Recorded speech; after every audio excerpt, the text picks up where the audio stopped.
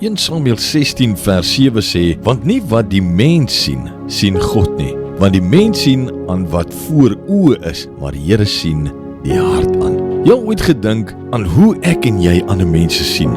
Meet ons hulle dalk aan hulle rykdom of hulle status, hoe hulle lyk of dalk as gevolg van hulle sukses? Ek weet nie wat jou antwoord is nie, maar kom ek sê vir jou, hoe sien God ons as mens? God sien nie mens soos wat ons mense sien nie. God kyk na die hart. Die hart praat van 'n persoon se karakter, sy moed en sy gees. En baie keer judge ons mense deur net na hulle uiterlike te kyk. Aan die lig van hierdie feite, my vriend, wat dink jy sien God as hy kyk na jou buitekant? As ek en jy 'n hartseksamen moes aflê vandag, hoe sou ons punte gelyk het? Jy sien, gelukkig het God ons 'n manier gegee om 'n nuwe hart te kry, en dit is deur Jesus Christus te aanvaar as ons persoonlike saligmaker en verlosser. My vriend, het jy al 'n nuwe hart gekry? Het jy al Jesus Christus aanvaar as jou persoonlike saligmaker en verlosser? Eers as ons die regte hart het, dan kan ons ander meet soos wat ons veronderstel is om hulle te meet, soos God dit sou doen. Abba Vader, Here, as ons vanoggend nog nie 'n nuwe hart gekry het nie, dan wil ons dit nou kom vra.